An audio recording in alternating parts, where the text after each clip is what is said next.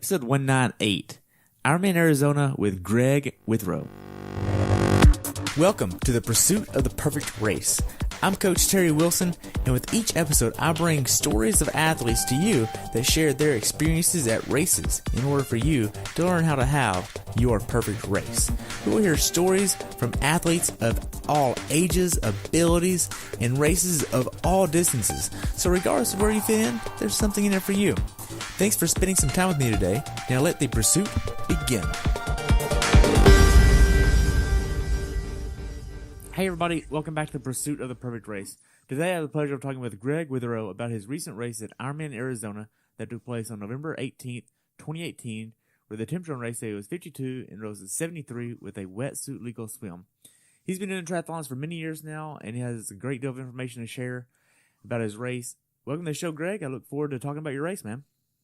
Glad to be here, Terry. Thanks for having me. Hey, you're welcome. So what made you want to do this race in the first place? Well, I kind of needed to finish an Ironman race in 2018 to validate my spot for the Kona Legacy program. As you know, that program, you have to have completed an Ironman the previous 2 years as well as being registered for one for the next year. So I got a letter from WTC last year that I was selected for 19 as long as I met the requirements for 18. So needed to finish one. I had originally planned on doing Ironman Texas, but some early season injuries kind of kept me out of that race, and then work issues. So got down to Arizona. That was the last U.S. race on the calendar. So it was kind of had to do it or else. Wow. So how far away from the Legacy program are you? I'm in for 2019 now. Oh, wow. So you already got your yeah. letter and everything. You're good. Yep. Yeah. So that was just, I had to finish this one to keep it together for 19. Wow. So you're going to want to Kona next year? I will be going to Kona next year. Gosh. What's the anticipated budget look like for that? It's going to be a lot. I'm really not even sure. I haven't even, because I didn't want to start looking into it until I got Arizona done.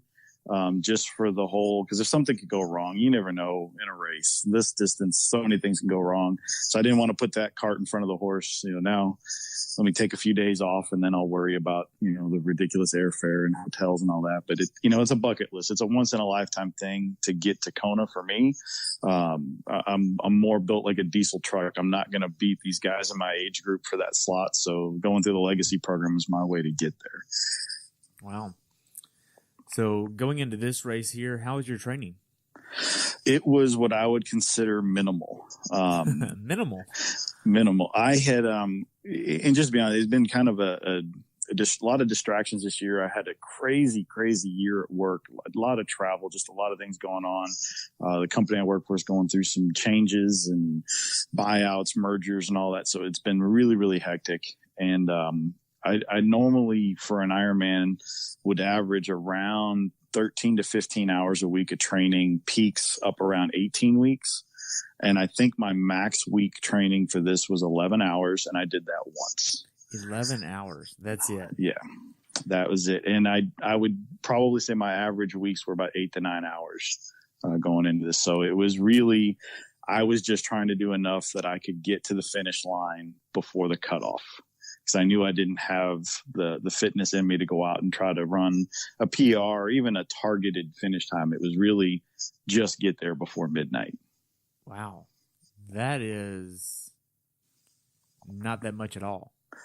No. And like I said, and previously this was Ironman number 16 for me. And I've done a bunch of different courses, and I'm usually, in that 11 and a half to 12 and a half hour finisher range, depending upon course and conditions. I've done a few, over 13 hours, but this one was, I knew going into it, it was going to be a much different approach. And it was hard for me, the competitor in me still wanted to go out and push it and see just what I could do. But I had to keep telling myself there was only one goal, and that was to finish it so that I could keep that spot for Kona for 19. So I had to take a little bit of a different approach on race day, knowing I just didn't have the endurance built up to go out there and really push it.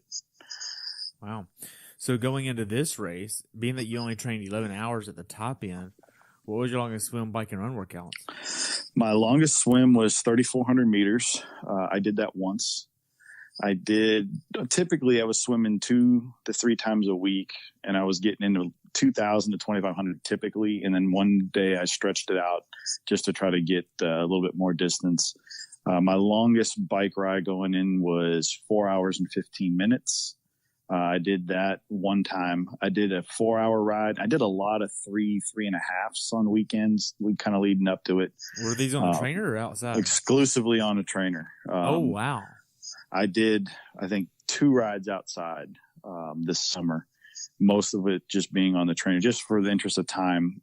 Where I live, I can't just roll out of my driveway and go for a bike ride. I have to get in the truck and drive, 25 minutes outside the city to find safe roads. So in the interest of time and just having a good group of people to go ride with, it never really fit my schedule. So it was easier to just jump on the trainer and watch a couple of movies, and knock it out that way.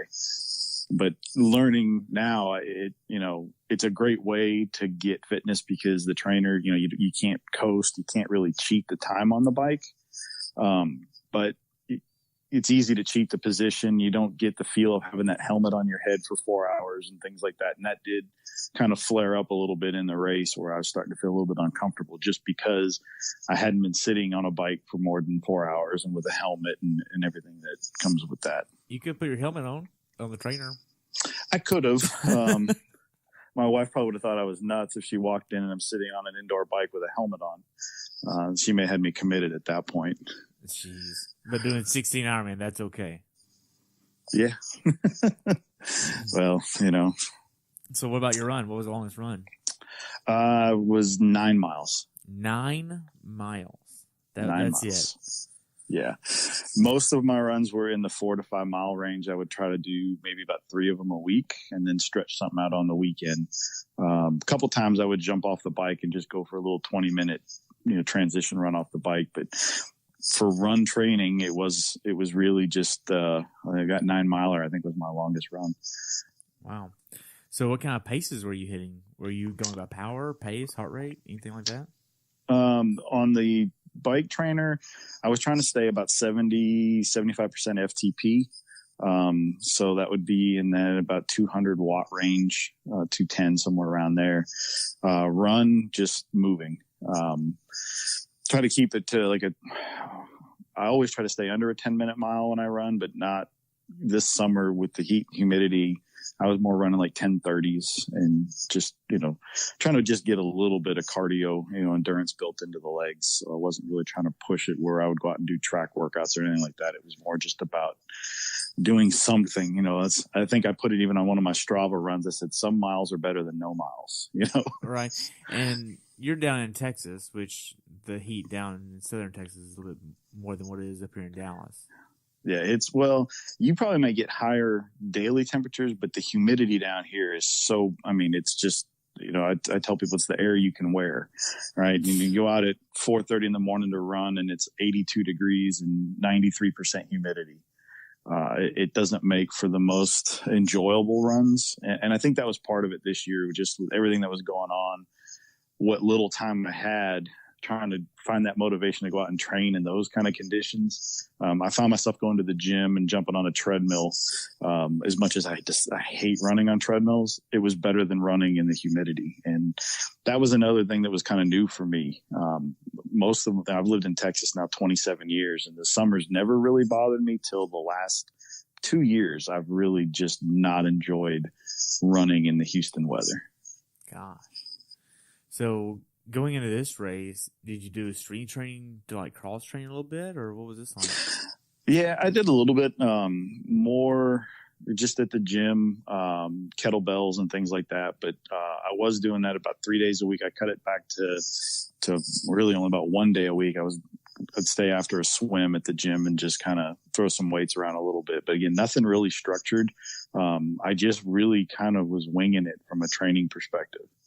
Wow. And I don't recommend that, by the way. Yeah, it doesn't seem like it would be the one you want to do on race day. So with all of this, how are you monitoring your day-to-day nutrition? Because if you're wanting to lose weight, you're still working out 11 hours a week and building up to that at least. How are you balancing your weight? Well, and I was just kind of really trying to maintain at this point. I didn't really have too much. Well, I wanted to drop a little bit of pounds, but typically, when the best years I've had racing, I was down probably around 185 to 190. And that was hard for me to stay there. My body tends to stay like 200, 205 is kind of where I'm more natural. So I was heavy going into this race. But I really didn't try to obsess about the nutrition going into it. I tried to eat a little better, cut down on the processed carbs and things like that going in, watch what I was eating for lunches and dinners. And with my work schedule, it was a little harder as I traveled quite a bit. And there's good choices you can make. I just probably didn't do the best job of that. Because again, I was kind of looking at this race of, I know I can get there. I knew I could get there under the 17 hours. So I didn't get obsessive about trying to be as lean as I possibly could and as fast as I possibly could for this race. It was really just kind of go and check that box for this race. Wow. So as you're actually getting closer to the race, what workouts did you do that gave you the confidence to go into this race prepared? Well, that said, second to last swim I did that 3,400 meter swim just to mentally know that I could cover that kind of distance. Cause as long as I've been doing these races, I'm not a swimmer by trade. I never swam as a kid or anything like that. So it was kind of one of those, that's always the scariest part of the race for me because it's the most unnatural thing for me to do. So having that mental workout going, okay, if I can do 3,400, I can get through 3,800 meters. So that kind of helped. And then just that 4 hour 15 on the bike. And it was really just more about the mental part of it because it's easy to stop in any of those workouts on the run or the bike. And it was just pushing through that point of saying, you know what, I'm ready to get off the bike and do something else. And said, no, we're going to sit here for another hour and just kind of do that. So that was kind of what I used. And then I just relied on, previous experience with this being, Ironman number 16. No, I knew what it was going to feel like. I knew it was going to hurt and I knew kind of what to expect. So it was just kind of trying to block those thoughts out as best I could. Because it's a daunting, it's intimidating to think about an Ironman when you're fully trained for it. Going into it knowing you're not really fully trained for it it's a scary thought. It's a scary place to be, but it was just kind of calming down and thinking about, you know what, I've done this before, and there's enough time on the clock that, as long as I can keep moving forward, don't overdo it. Don't put yourself in a position where you're going to, put yourself at risk. Just take the fitness you have and do the best you can to keep moving forward. So that was kind of more of a mental approach for me this year than trying to be physical about, the right taper and, having the speed built into those last, those last 3 to 4 weeks out, we start really kind of topping off the engine. It was more for me mental preparation of, you got to just go do this. It's not going to be fun. It's not going to be anywhere near, PR type racing. You just need to go and think of it as a day you go enjoy. Wow. So you mentioned injury earlier this year going into Texas, and that's why you did Arizona instead. What happened there? I managed to injure my knee and my hamstring back in March. And oddly enough, it was breaking up a dog fight at a dog park. I had we go to the dog park a lot. I'm a dog person, and somebody's dog attacked mine, and I had to tackle it to get it off my dog. And when I did, my leg kind of rolled up under me, like you see on the NFL guys, where your knee gets caught behind you. And it took me about 6 weeks to get over that. And luckily, nothing was torn. It was just a good sprain, but it stopped me from biking. I couldn't bike without pain. I couldn't run. So that kind of put the nail in the coffin for trying to do Texas, which was only, I think, 5 weeks away at that point. So I was like, well, we'll have to come up with plan B. And like I said, during the summer, I was even convinced that, maybe I just won't do the legacy slot. Maybe it's not meant to be. So I had to kind of get past all that mentally and say, you know what? No, I've put in so much work over the years. I got to go do this. And I had some friends push me that, cause I even told them, look, I don't think I'm going to do it. And, they said, no, you have to. You've been waiting for this for a long time. You got to go do it. And they actually went to Arizona with me, cheered me on. One of them raced with me, same boat, minimal trained, and finished a little bit behind me. And we just went and got it done. And So that, but yeah, injuries were not part of the plan. Wow. It sounds like you had a low point there where you were almost depressed, maybe? I don't know if it was depressed. It was more just, what was I doing with my free time? Because I had very little of it, and I wanted to spend time with my wife and, do the things we enjoy doing and not train every available hour I had. So I was kind of finding the right balance again, because before I had, a lot more free time, so I could still do my career. I could properly train for an Ironman and still have enough time left in the day that I didn't feel like I was neglecting, my wife and the things that we like to go do. So work started kind of taking over more and more of my life, and trying to find that balance again was a little bit hard. So I wouldn't say it was a depression thing. It was just really, what do I want to do with my time? And as much as I enjoy training and racing and all that, I couldn't find the right balance where I didn't feel like I was neglecting what was the other things that were important. So that's what I have to kind of work on going into next year's race season, is I've got to figure out how to get more training in, whether I start utilizing lunch breaks again or something like that, to get all my workouts done morning and even early afternoon. So when I get home from work at the end of the day, it's not, hey, well, I got to go jump on the bike for 2 hours. So I've got to find that plan again. But I got to work out some issues with how I schedule things at work first. Right. So as far as what you do for work, what do you do for work?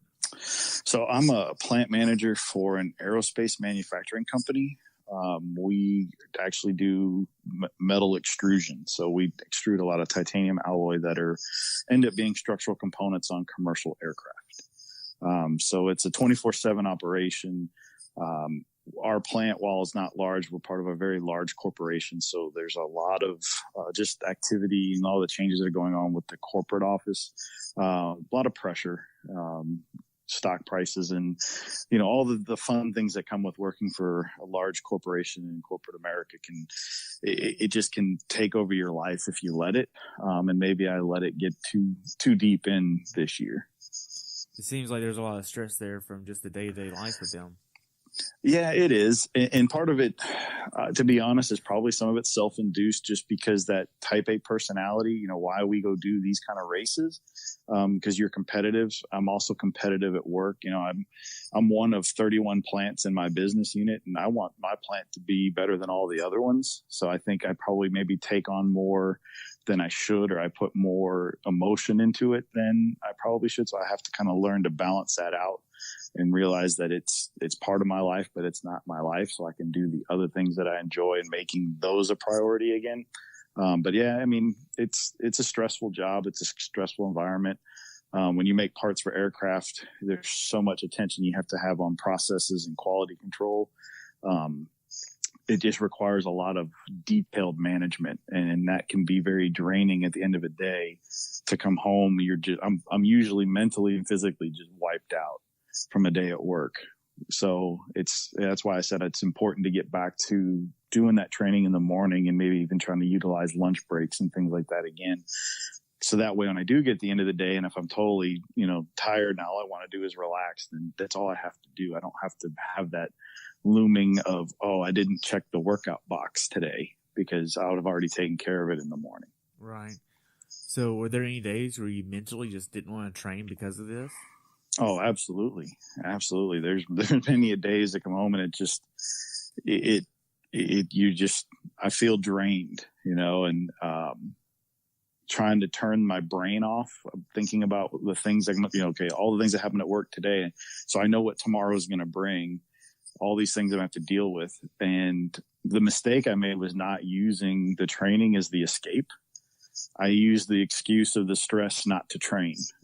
That was a mistake on my part. And I realized that. And it goes back to that self-discipline of saying, no matter what, once I get on that bike or once I get on the run, I'm going to feel better. So I just need to go do it. And I didn't quite push myself that way. And part of it could have been knowing what my goal for Arizona was just to finish, that maybe I didn't have that little extra drive to go train like I would if I was going for a PR. Where like, I'm gonna make sure I get all those workouts in and make them quality, because this race was just finished. I kind of maybe wasn't as motivated to go out and do those. So I think that maybe even played into it as far as how I approach the training, just because, going into a race, I'm usually looking at, how do I go out and beat my last time, or, set a goal to get into that top 20% of the age group or something like that I would kind of chase. And just chasing the midnight cutoff maybe didn't push me enough. So knowing that didn't push you enough, what's going to be the goal for Kona? The goal for Kona will probably, I'd like to go under 12. I've been chasing a sub 11 for a long time.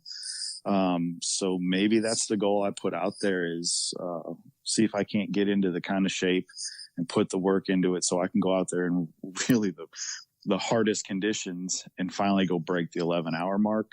That's going to be tough, but I've got 10 plus months to do it. So maybe that's where I'll kind of set my sights. Months plus right now.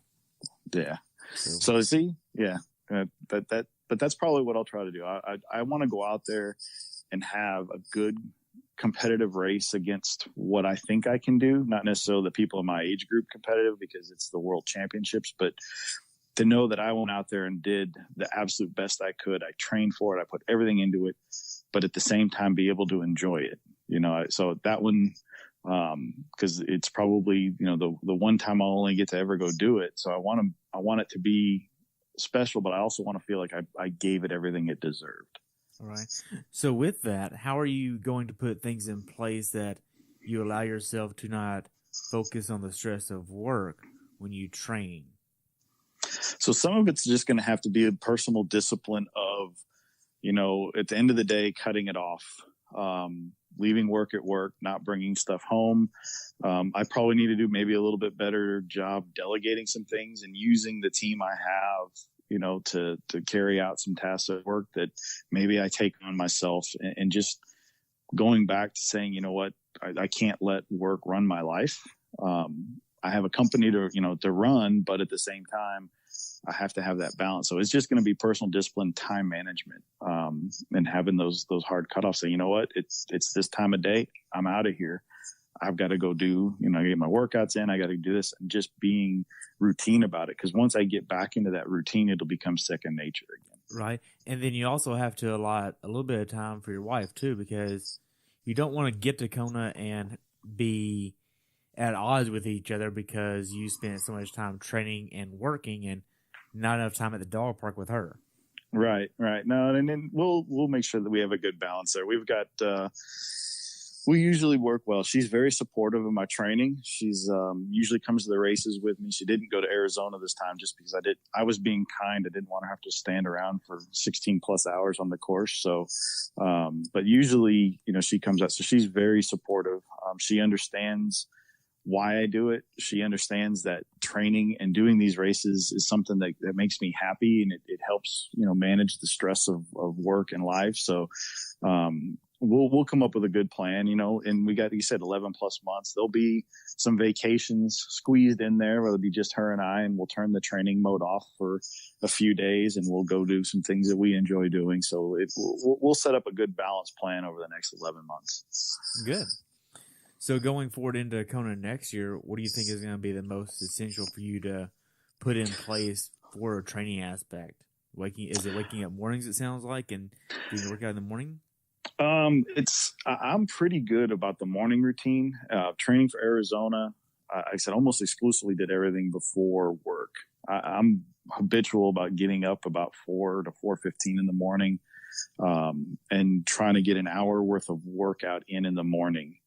I think the key will be going back to doing that hour in the morning and knowing that I've got to end my work day at a specific time, get home, and then there's probably going to be another 45 minutes to an hour in the evening, whether it's a run or maybe a double bike day.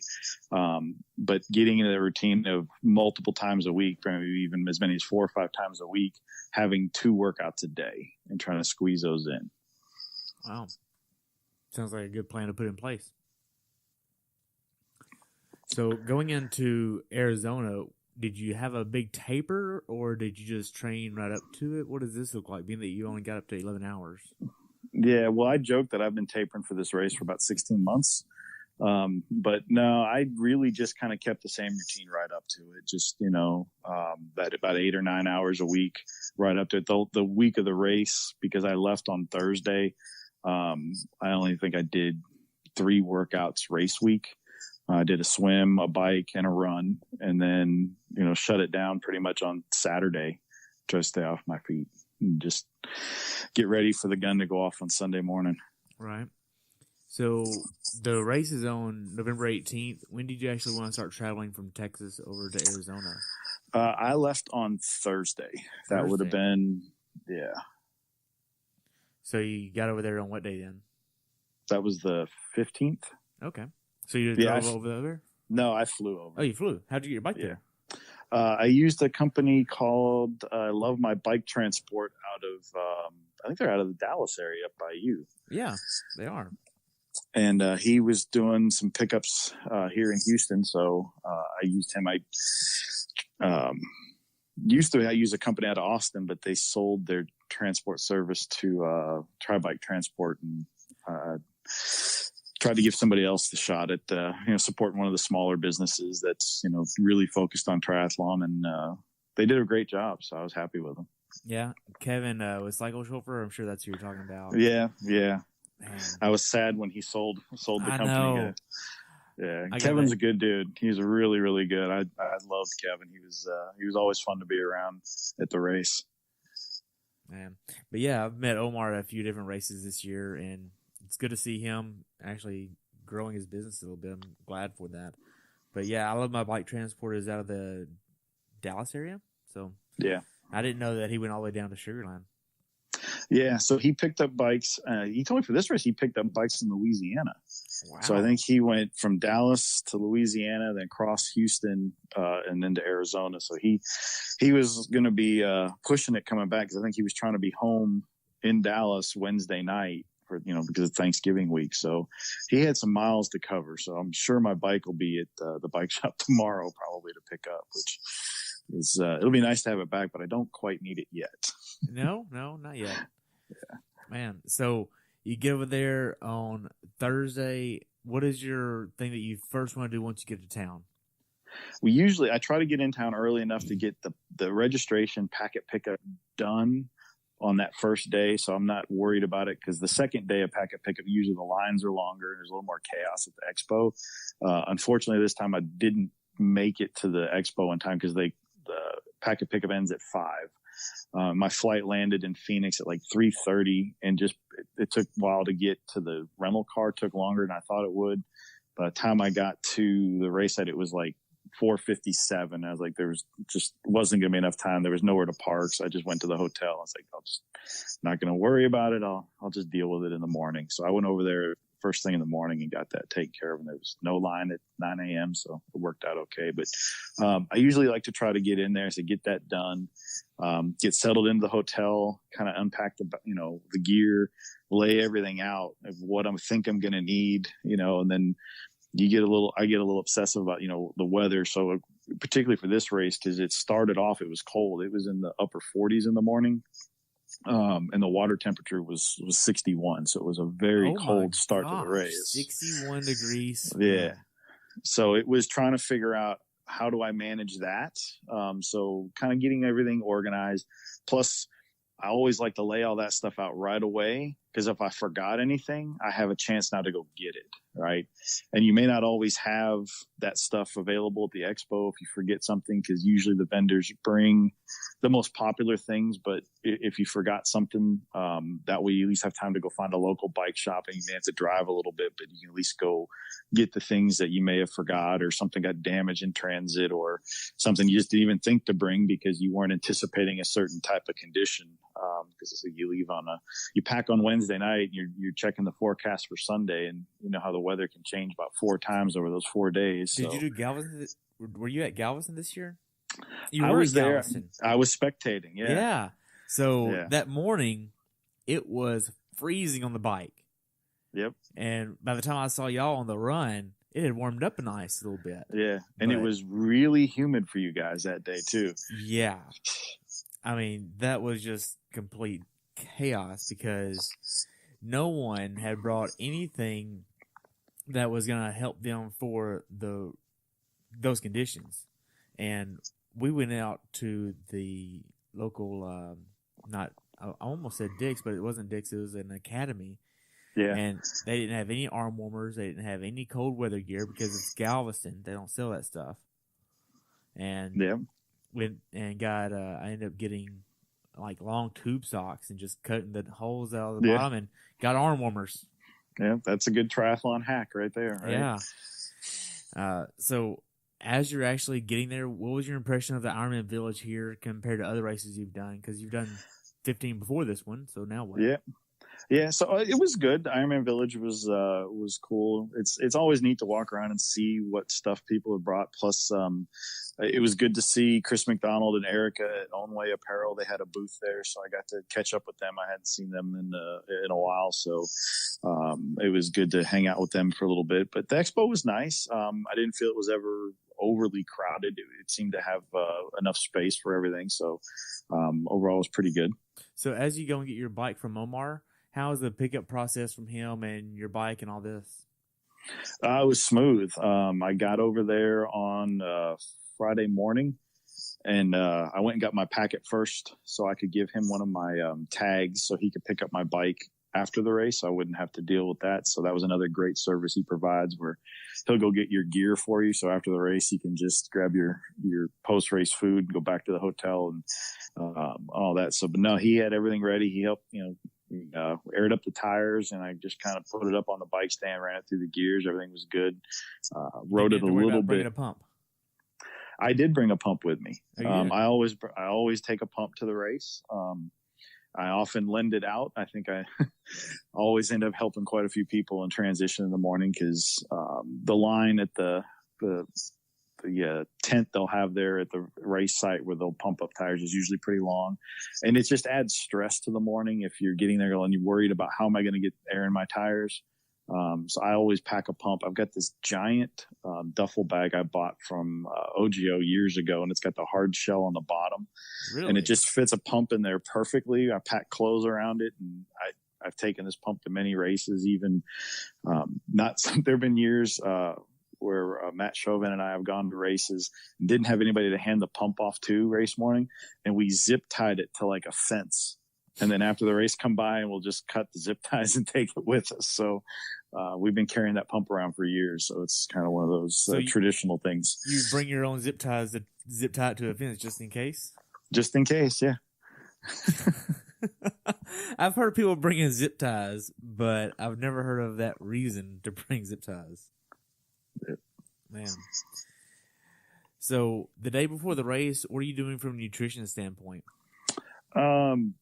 So trying to plan it out so that I could eat, usually get up early, have a breakfast, and then do a little bike ride just to kind of run through the gears, make sure everything's okay one last time, but maybe just 20, 30 minutes spent on the bike. Usually eat a bigger lunch, try to get in a little bit more calories during the lunchtime, and then eating an early but smaller dinner is usually my strategy there. So what are you having for breakfast and lunch then? Breakfast, I did just simple scrambled eggs, toast, a couple pieces of turkey sausage that they had at the hotel. Lunch, I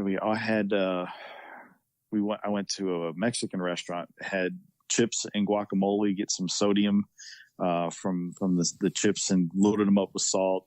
And then just grilled chicken tacos, something very simple, nothing too crazy with the spices or anything like that upset my stomach. And then my pre-race dinner, I always order pizza because no matter where you go, you can find a place that has pizza. If you try to go for, Italian food or kind of things, it's just everybody's going to the most popular Italian restaurants in town. So the line, it's hard to get a table. They're going to be crazy packed. And just to avoid the stress, it's like I'll just order a pizza from someplace, take it back to the room because pizza is universal.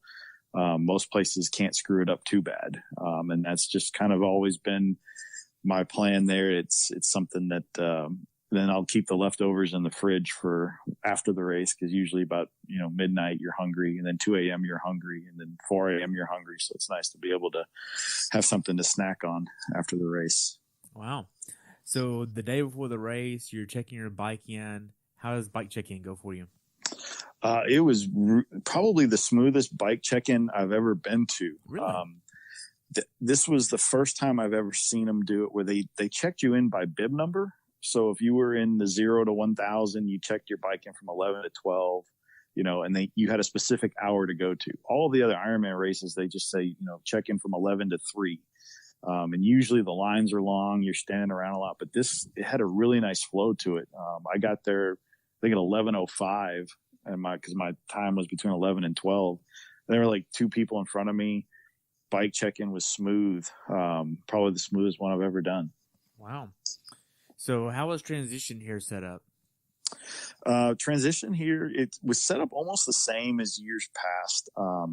It's a long kind of grassy area. So the rows aren't really deep. So you've got shallow rows on either side of the middle where you would run down to get your bike. But it's a long transition. So that thing's probably, I had to guess, 75, 80 yards long. So this is similar to Texas, it sounds like. It's very similar to Texas. Yeah. It's probably maybe even a little longer and a little narrower than Texas. Okay. I can put my mind around that. Yeah. So the change tents were on the east side. Then you had the bikes going to the west, if you kind of think of it along the water, the way they had it.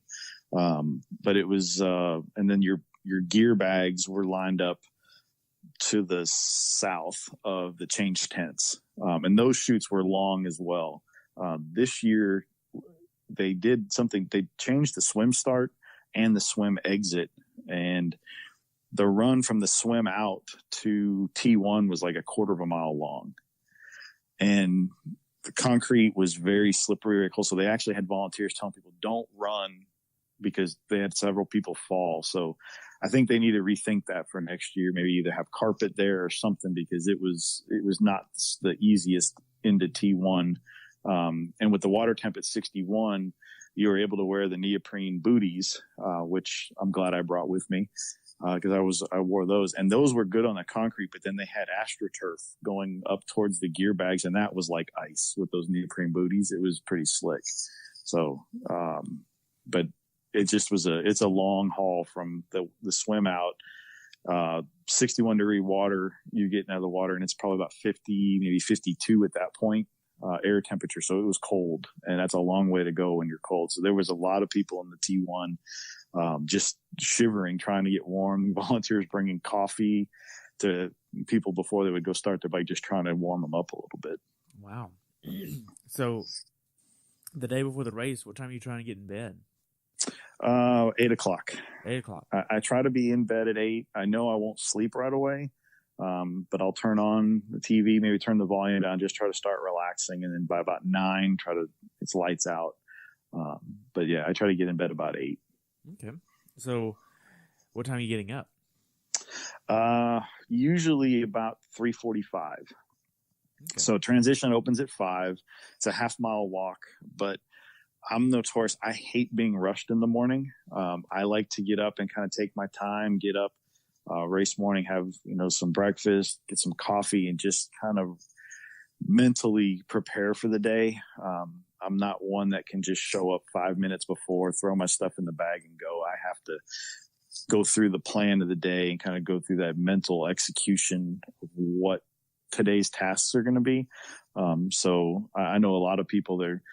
We were staying close to the race, like, transition didn't open till 5. It closed at 6:30, so we don't have to get over there like 6 o'clock. You're not going to get up till like 5:15 or 5:30. I'm like, no, I've already been up, had a coffee, and I'm relaxed by then. So that I just try to give myself enough time in the morning that I don't feel rushed, because it adds stress, and stress is just another form of energy that you're expending before you're about to go cover 140 miles, right? So I try to. That. Yeah. So what's your race day morning ritual like before you leave your hotel room? So I usually get up, I make coffee. I'll usually have like a half a bagel with peanut butter and a banana. Give myself enough time to go through, my special needs bags in the morning, make sure I've got everything covered there, go through my morning clothes, make sure I've got my chip, my goggles, wetsuit, all the stuff I'm going to need there. What nutrition I'm going to bring on the bike, because I'm going to set that up in the morning when I get to transition. So I'll have my bike bottles, what nutrition I'm going to put in my bento box, make sure I have that all lined out. Pump, the adapter for the disc. So I have everything, just kind of go through that, then pack it all up. That way I'm not guessing, did I put this in the bag yesterday? So I lay it all out on the floor and I pack it up that morning. So that way I know I've touched it and I've put it in the bag that morning, kind of a nice little visual aid that I remember physically placing this in the bag. Okay. So as far as your morning goes and you get to transition and put everything where it goes, just to kind of get an idea of what you're putting in each bag, what does this look like? So for special needs bag for the run, I had a throwaway long sleeve running shirt and some throwaway gloves that I had gotten from a previous marathon expo, just in case it was cold on the run. I'll have my second half of the run nutrition in my special needs bag for the run. If I was racing for a true time that I was going after, I probably would be doing 100% gel on the run. But because of this one, I knew there was going to be a lot more walking involved. I actually had gel and bonk breaker bars that I've stashed in the special needs bag. Bike special needs. And typically if I was racing where I'm shooting for a time, I usually only put a tube and a spare CO2 in my special needs bag. But this race, I put nutrition in there, bonk breaker bars, as well as the spare tube and CO2. So I planned on stopping halfway through. I figured it'd be good. That would give me a chance to get off the bike, maybe stretch out a little bit and stretch my back, stretch my legs, just change positions for a couple of minutes so that normally I said I wouldn't want to give up those 3 minutes of bike time, but Sunday I knew that wasn't going to be an issue. So that was what I put in those bags this week. And then morning clothes bag. I always try to wear in the morning what I think I'm going to want after the race. That way I can just stuff it in the morning clothes bag. And it's usually, a pair of track pants, and a t-shirt or sweatshirt, depending upon the weather conditions, and maybe a knit cap. And then a pair of shoes, because usually after a race, the shoes that I wore during the race are soaking wet from water dumped over my head or how much stuff I'll spill in the aid station as you're coming through. So it's always nice to have dry shoes and socks to put on after the race. Wow. So as you get to transition, you're getting your bike set up, you're putting right at 110 PSI in your wheels for this race. How did you get to this PSI for this race? Just kind of an experience over the years. I usually try to go a little bit lighter or lower PSI, because one, I'm riding a little bit of a wider tire, but, as the day heats up, especially in Arizona, you're out in the sun, the wheels are going to heat up. So they're going to expand a little bit on you. So rather than going in at a 120, I'd rather go in low 110 and know that they're going to heat up. They're going to expand probably up to about 115. The course there, the roads are actually decent. There's like 2 stretches of road that are really rough. But for the most part, it's really smooth concrete. So, I felt that was a pretty good, PSI. And just over the years, different articles I've read, different people I've talked to, I think there's a tendency sometimes for people to overinflate their tires. And when you start talking about rolling resistance and contact surface area, that there's sometimes a misconception that the harder, narrower tire is faster, but actually you're putting more load over a smaller surface area. So spreading that out, the proper PSI is actually faster. Right. So in your bike bag that you have for your flats, if you have to go through your flat and all that fun stuff, mm-hmm. What do you have in your flat bag on your bike? It's one tube that will have probably a 32 millimeter stem on it, because that way I can put it in the front wheel or in the disc. You can't put the long stems in the disc wheel, even though I'm riding an 808 up front. So the 808 already up front already has the valve extender on it. And I always pre-tape the valve stem with some Teflon tape on the spare so that it gets a good seal if you have to put that valve extender on it. I usually carry 2 CO2 cartridges, even though I'm only carrying 1 spare. That way, if I mess up one of those CO2 cartridges with the little inflator, I have another one of those. And then just the little adapter to fill it up. I'll carry 1 tire lever, and then I'll actually have a piece of duct tape that I've kind of folded up, just in case if you get a puncture or something and you get the debris out of the tire. That way you can just tear off a little piece of duct tape and put it on the inside of the tires, a little extra protection after you put the tube in. Wow. I haven't ever asked that, but I've always wondered, maybe I should just start asking that. 200 episodes in and learning new stuff. So you leave T1 and you're getting ready to go down to the swim start. How far away is the swim start from your bike? The swim start was probably about a quarter of a mile walk from the bike. They moved the start. It used to be you came right out of transition and like the stairs to go into the lake were right there. This year they did away with the stairs. And it used to be you just jumped in the water. And I've never done the rolling start at Arizona. The last time I did Arizona was 2014. It was still a mass start. So everybody just jumped in and you treaded water. So it was counterclockwise. Now they took us about a quarter mile to the west. We walked down a boat ramp and you swim clockwise. So it was different than the last time I had done the swim there. But it was about a quarter mile walk down there.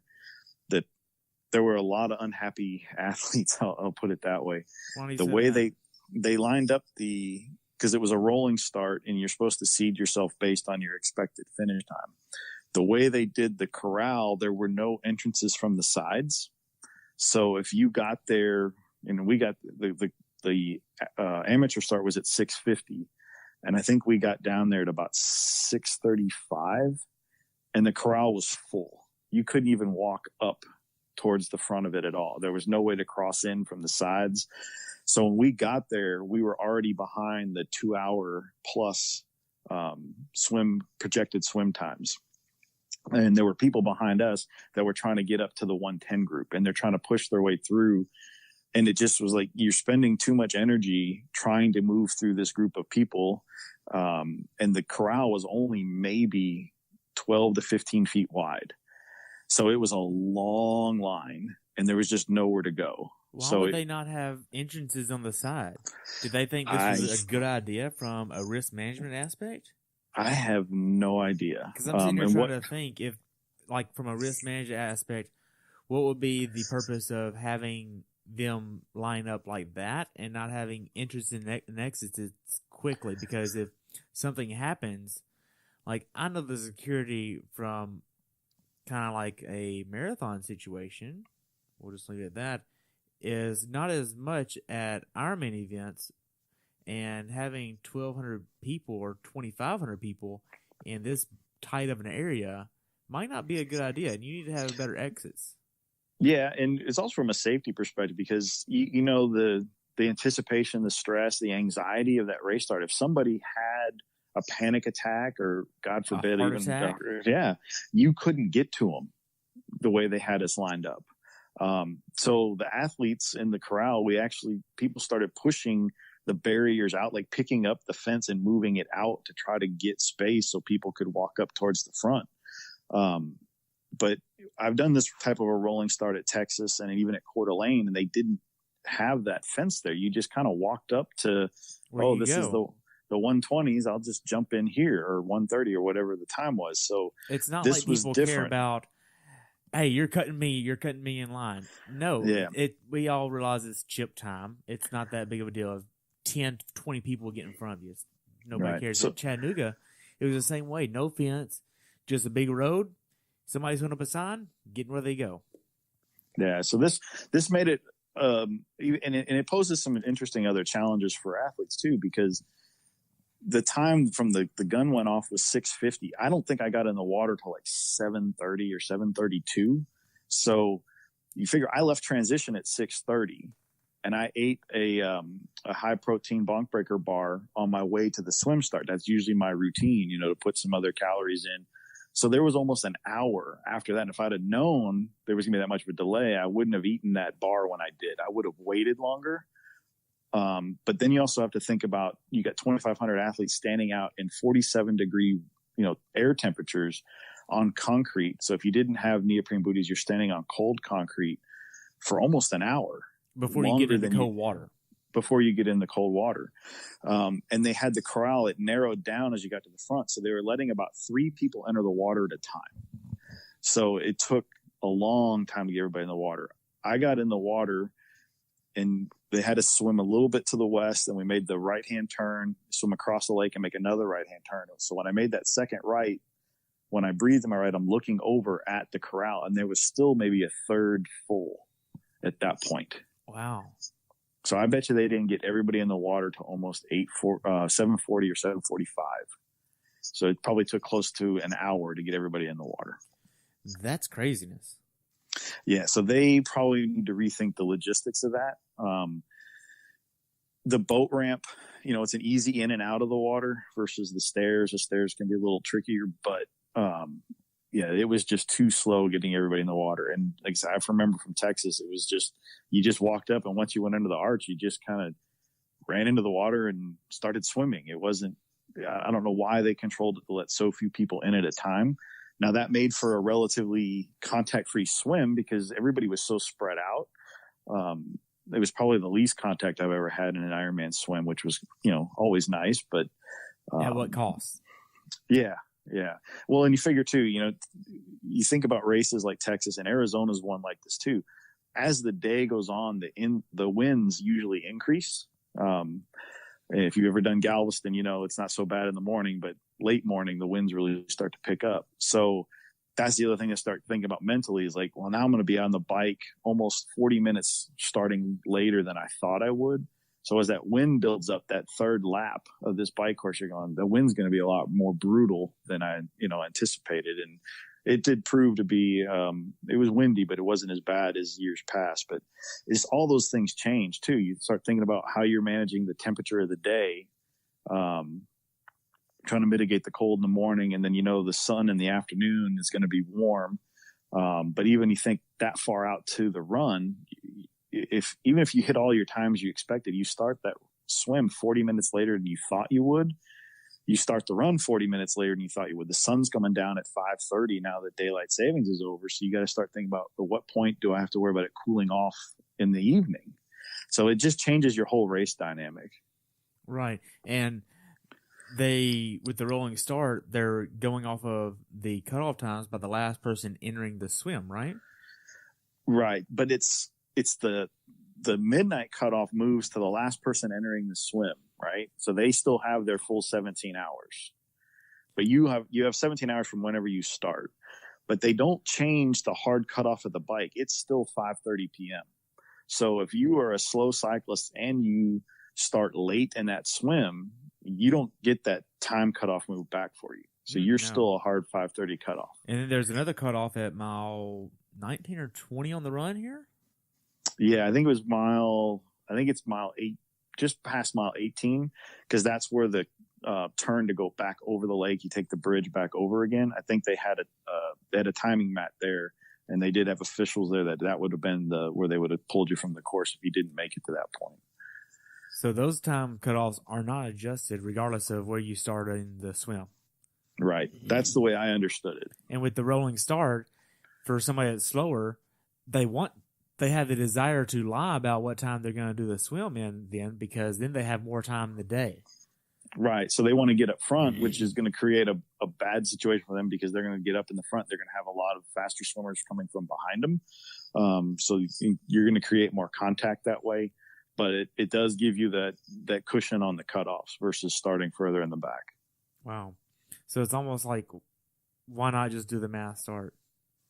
Yeah, and the mass starts are stressful, but probably the first 10 or 11 Ironman I did were all mass starts, and it's just kind of, you just deal with it, right? You know where to kind of put yourself. There's going to be people around you. You're going to get some contact, and to me, it was always just part of race day. But the rolling start, I understand it. You got to worry about people's safety, and it does spread things out. It gives the volunteers that are in the water that they're trying to do rescues, and the lifeguards, it gives them a better opportunity to get to someone because everybody's spread out more.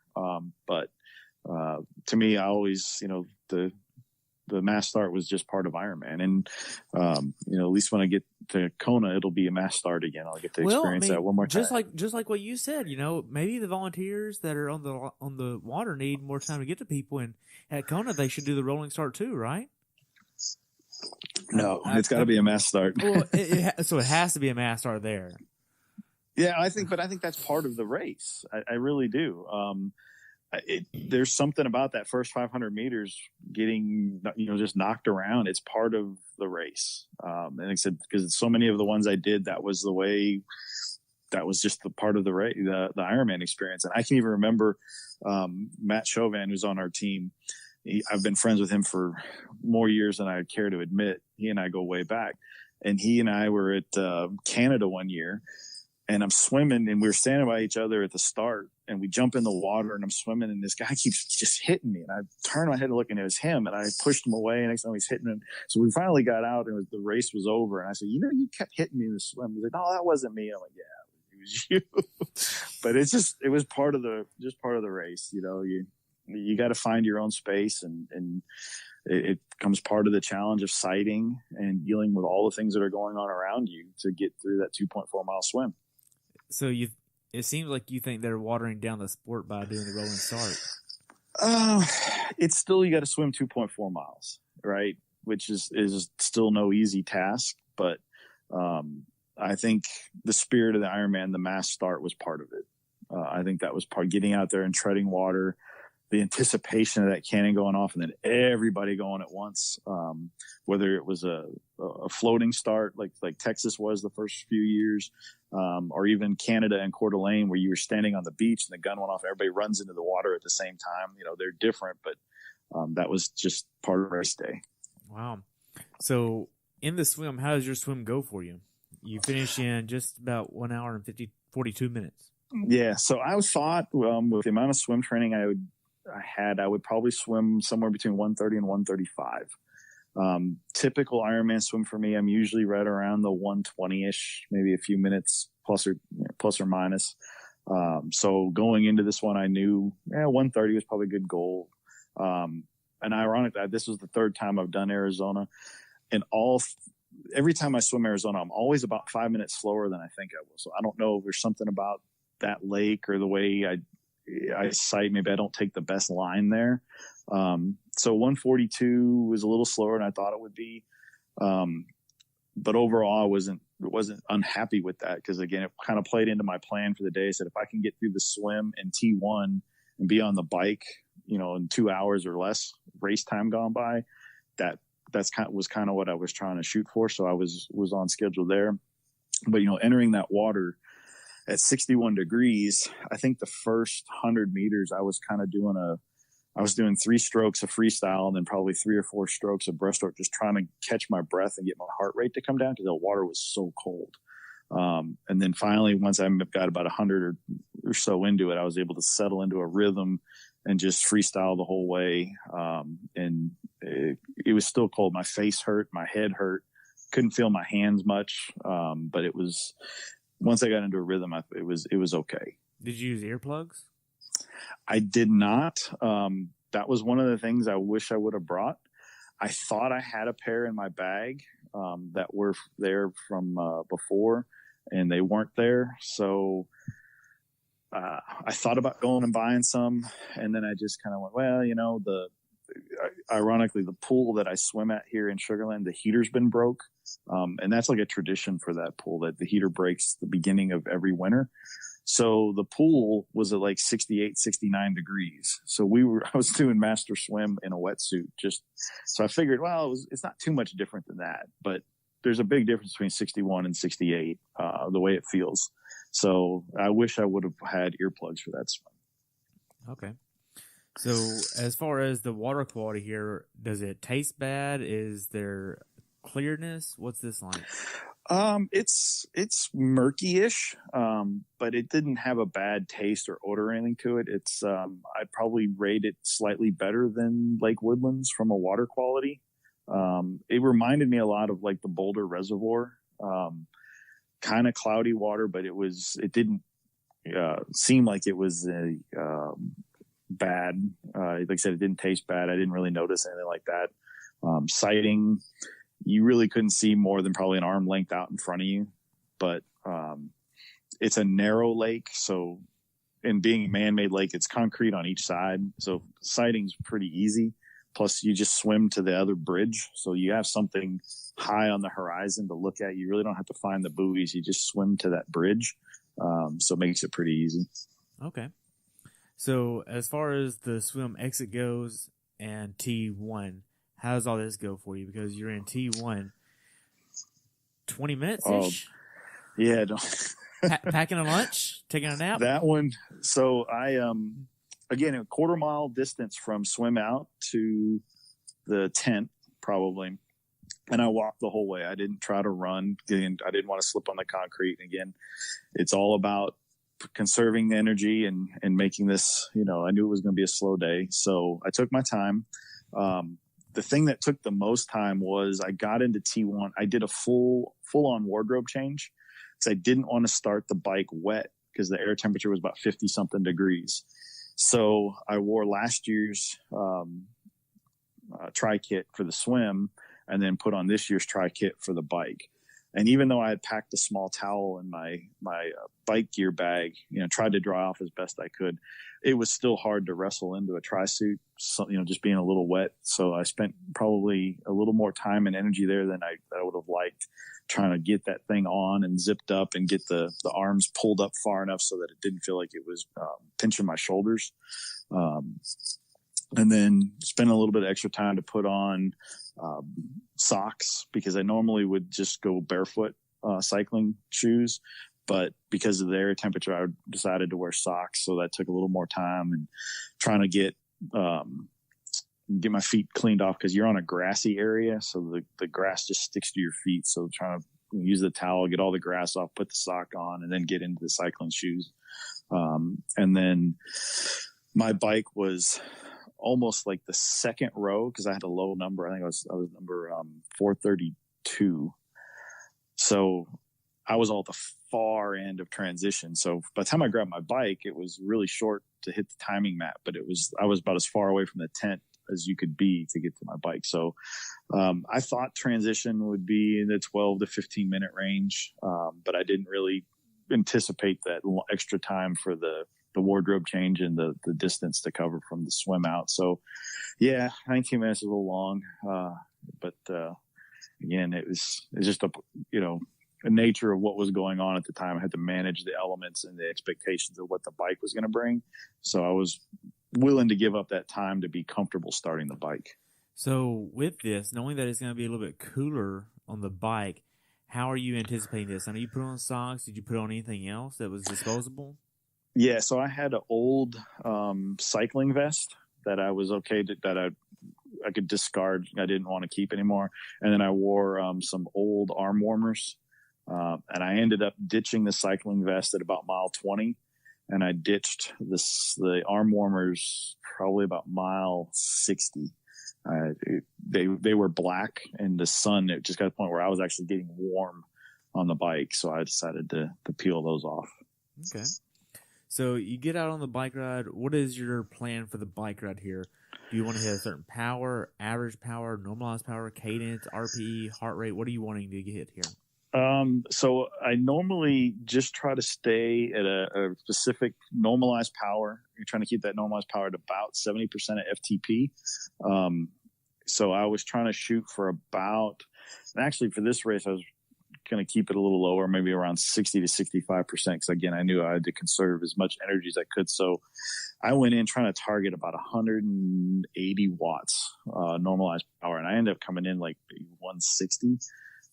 Because the last lap of that bike, I was pretty well done cycling. I was out of gas.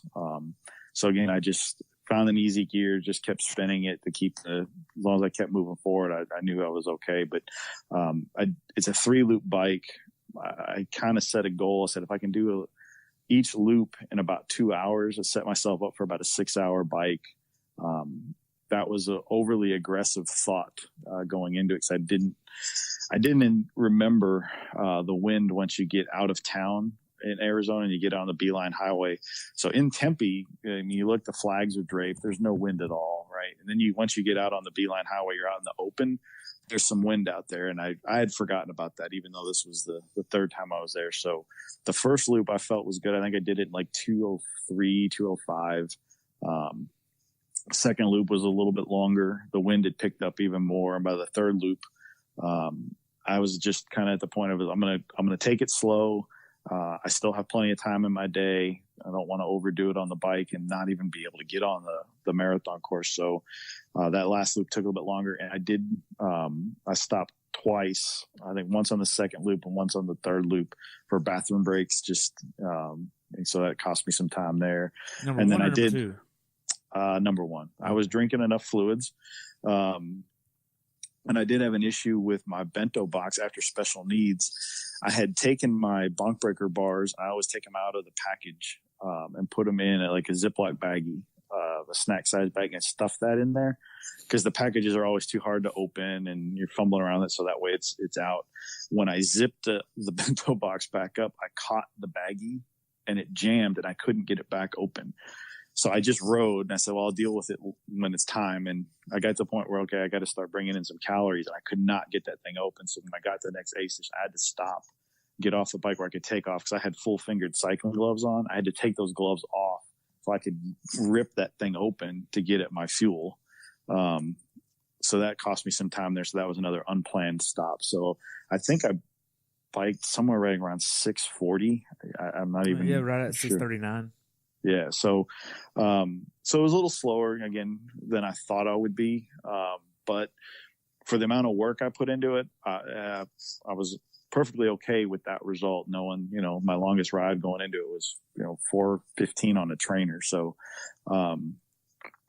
I knew also, going through the math in my head, if as long as I'm off the bike, like 6:30 to that 6:40 range, with the swim being 2 hours, I go, there's still plenty enough time to get through that marathon. So I was mentally okay with just saying, hey, slow down, don't overdo it. And, everything's going to be fine. So, it took a little longer than I thought I would. And that was hard for me mentally. Because the one thing I do well in this sport is usually the bike. So to know I was going to be out on that bike for 6+ hours, I had to kind of tell myself that was okay, because that's not usually that's where I make up my time, is on the bike. Right. So with the bike portion, how were the aid stations? Did you have enough time to get what you needed and toss what you didn't need for each one, or were they really short? No, they were long. They were good. They usually had the first people had water, then they kind of had food in the middle, then they had Gatorade, and at the end they would have water and Gatorade again. And so I would try to grab a water at each, and I think I got a Gatorade about every other aid station. So I drank quite a bit of water. It's very dry there in the desert, so you constantly are feeling thirsty. So it was actually good. So actually having to stop and pee on the bike twice was a good thing, because I've done a lot of these races where I've gone through that whole 112-mile bike and never had to go to the bathroom, which told me I didn't bring in enough fluids. So I thought I did a pretty good job this time, making sure I didn't get to T2 dehydrated or in a bad state. The only thing I probably should have taken in a little more calories, because once I think I got to about mile 80, 85, I kind of hit that point where I don't want any more bonk breakers. I don't want any more Gatorade. I just want to get off the bike. And I probably should have forced some calories into myself towards the end, because when I got to T2, I was feeling pretty tired. Other than that, I thought the bike was pretty well executed from what I was able to train for and what I was actually able to do on race day. Okay. So I know the quality of road here is pretty nice. Did you see any flats or mechanicals or wrecks? I saw one wreck, and it was oddly near the turnaround at lap 1. When you come back into Tempe, you come down the main road that takes you right back to transition.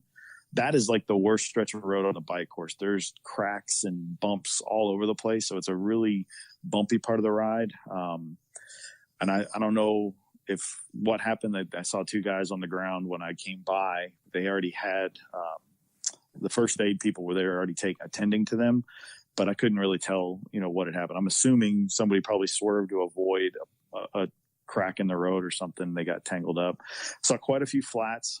That's not uncommon for this race, being in the desert. You get the thorns and the bristle stuff from the desert blows across the road.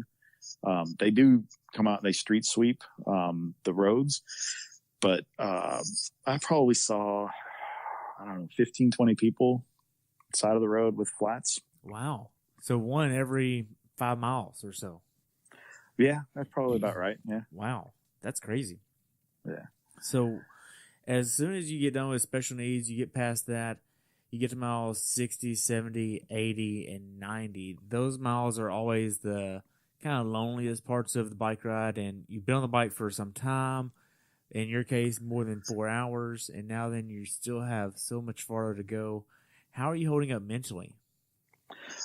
Mentally, I was actually okay.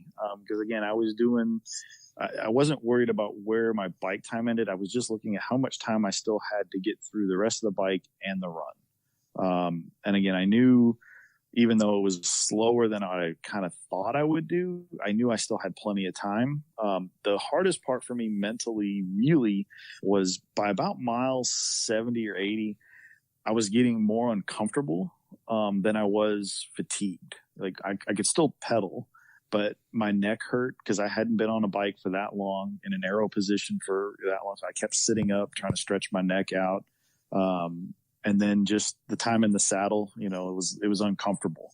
So that was really the challenge for me mentally. There was, I wanted to get off that bike because I was uncomfortable riding it. And again, my bike fits good. I hadn't done enough training and been used to sitting in that position for that long.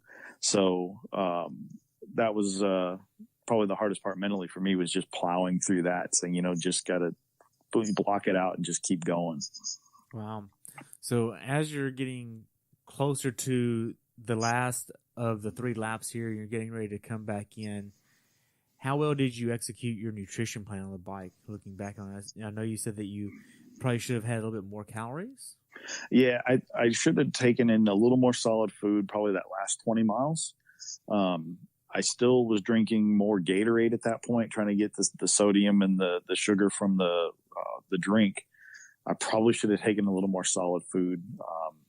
Over the years I've done this, I've tried every different trick for nutrition for the different races, where I've done races where I've gone all liquid nutrition. I've tried some where I've done more solid food, but I have to have that right balance, or just my stomach won't settle down when I'm exerting myself. So at that point, my stomach wasn't terribly happy just at mile 70 or 80 of the bike. So I switched more liquid, but I should have forced myself to eat a little more solid food.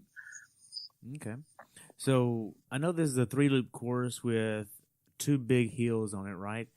And how are you preparing yourself from a safety standpoint? Because from what I understand, this could be a dangerous course with the bikes riding back and forth. Yeah. So everything is on one side of the highway. So it's a divided highway. It's 2 lanes. So the bikes are going out on one side of the white line, and you're coming back on the other. So you have a full lane. Where it gets dangerous is people that are coming back. It's downhill. They're coming fast. If they're passing other people and they move close to that white line, it can get a little hairy there. But I didn't see any wrecks out there.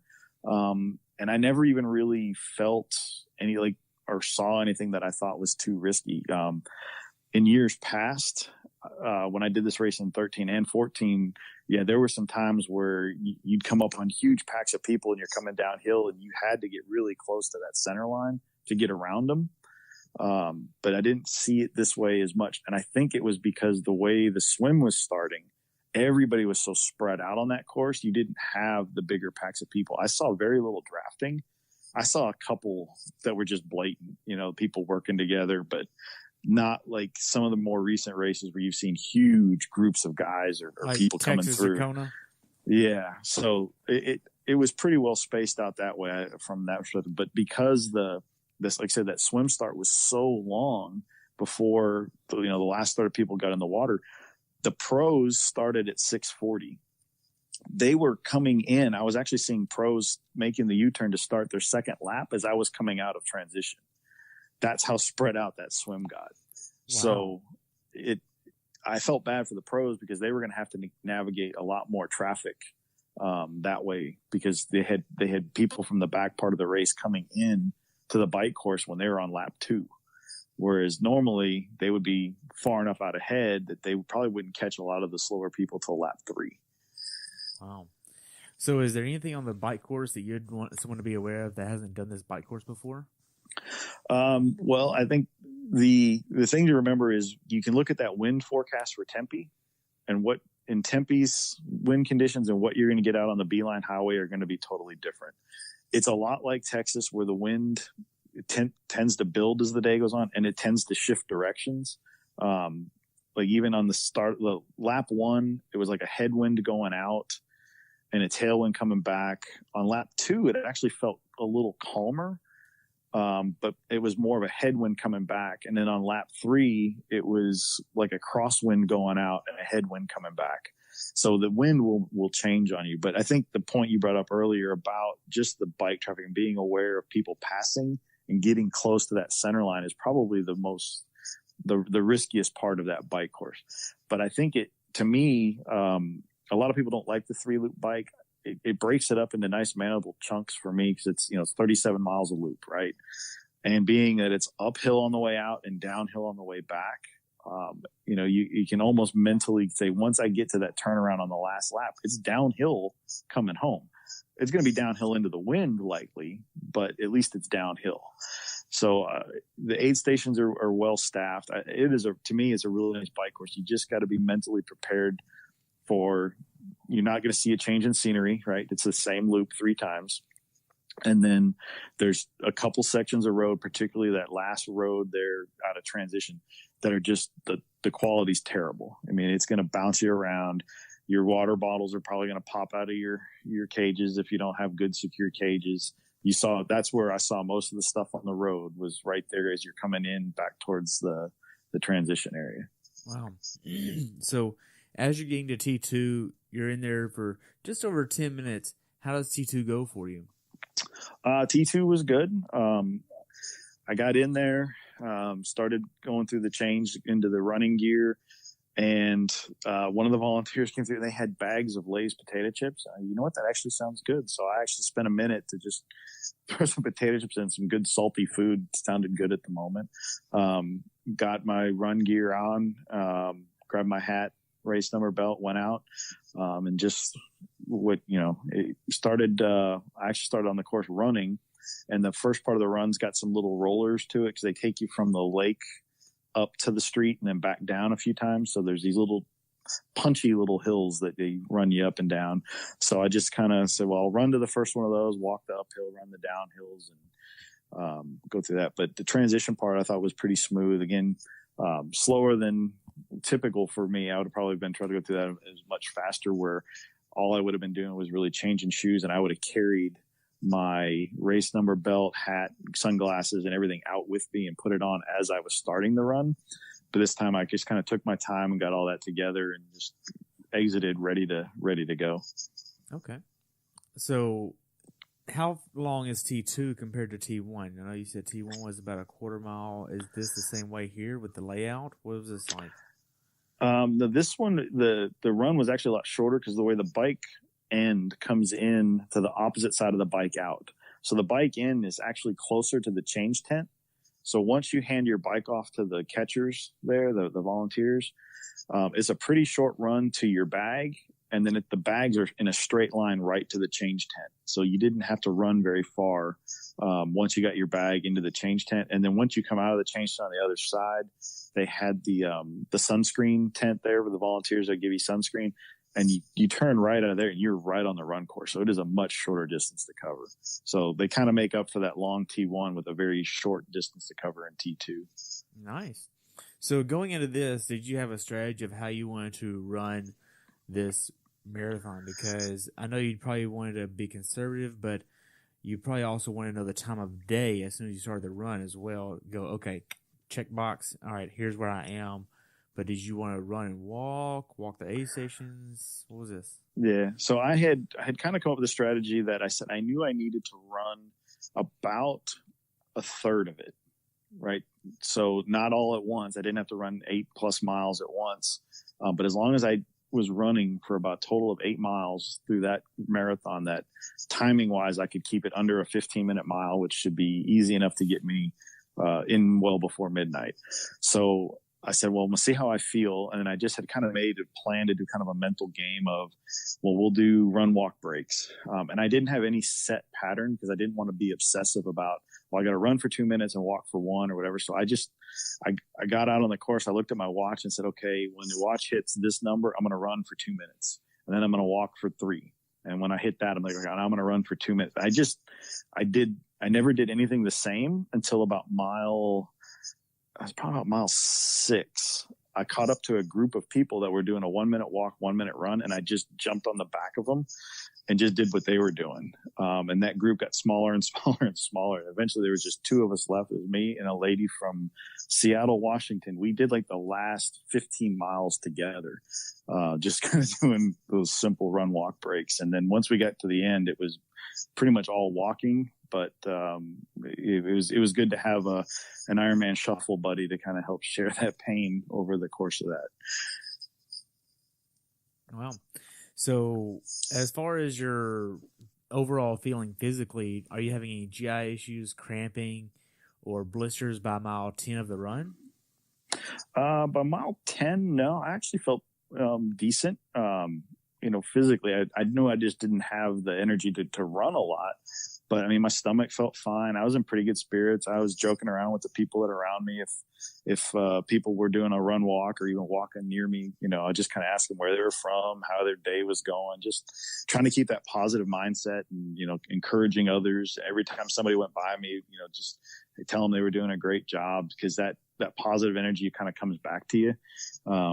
It helps you, because if you sit there and just think about the negative, oh, this hurts, I got so far to go, it just will eat away at you. So I just tried to be, as upbeat as I could, cracking jokes with people when I had the opportunity, and just tried to enjoy it.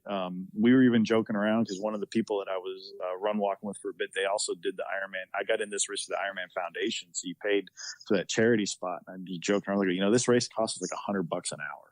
Right. When you think about it, when you do the charity entry fee. So just whatever we do to kind of keep it light. But no, physically, I felt pretty good. The blisters really didn't start bothering me probably till about mile 14 or 15. Oh, really? And then by then it was just, my feet hurt, my legs hurt. My stomach never really gave me issues because I wasn't exerting myself at that high heart rate where you're drawing blood away from your digestive system to power your muscles. So that part of it felt okay, but it just the fatigue had started to set in again, and it should have, because I got the result for the work I put into it, but that was probably where it really started to get kind of the hardest part for me, was about after mile 14 or 15. Okay. So if you take a look at all the things that you saw on the run course here, what was the funniest thing that you saw? The funniest thing, there was a person, I saw a lady who had a sign that said, I think I read, it said, what? Like, it was easy for me to make this sign, right? Because, we're complaining about how hard we have to work, or it said something like making this sign was hard work too, or there were a couple of those. There were some good, interesting groups on the run course. They had some interesting, the music blaring, they were partying, which is always a great atmosphere to run through. So different groups that were out there.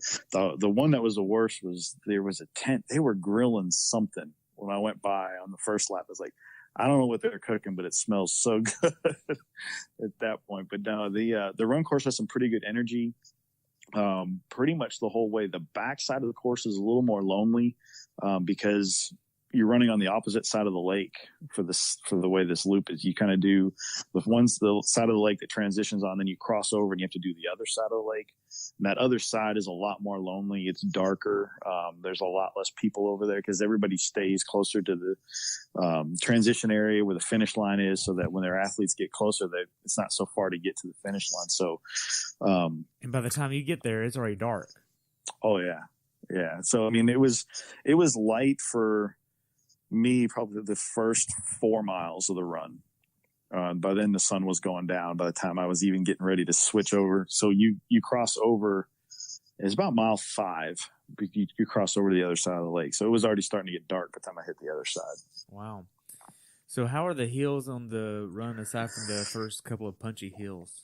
So on the near side, the first side of the lake, there's just those little up and downs where they take you off the lake up to the top and back down.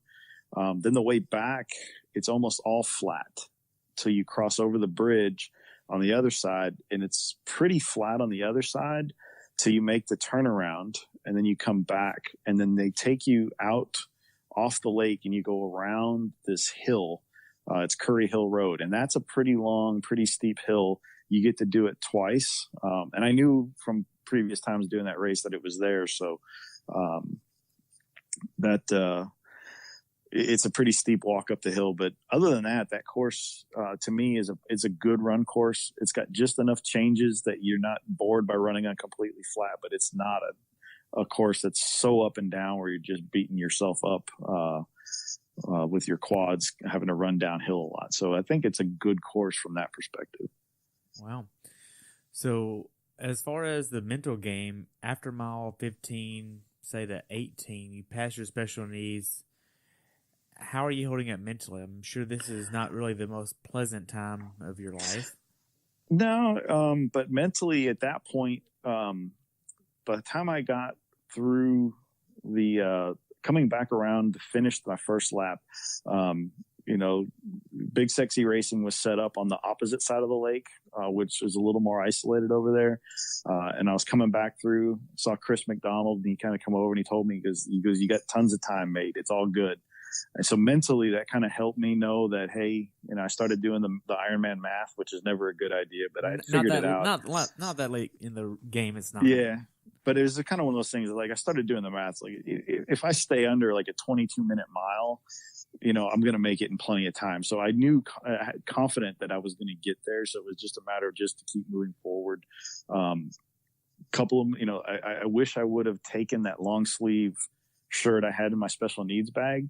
When I got there, I wasn't cold. I was like, I don't need that. I really wish I would have grabbed it because by mile 22, 23, I was starting to get cold. My hands were kind of tingly, numb, just because I think the air had probably dropped down into the mid 50s at that point. So it was a little bit chilly, but mentally, again, it was just, I found an Ironman shuffle buddy, and we just kind of kept, encouraging each other. Hey, we're almost there, going through the math, saying, look, we just ticked off another mile, and get this many, got 3 miles to go and this much time to do it in. And we just kind of kept counting down that way, and it kind of helped get through that process. So, and then the fans out there were great. The spectators were fantastic. I mean, everybody you saw was so encouraging.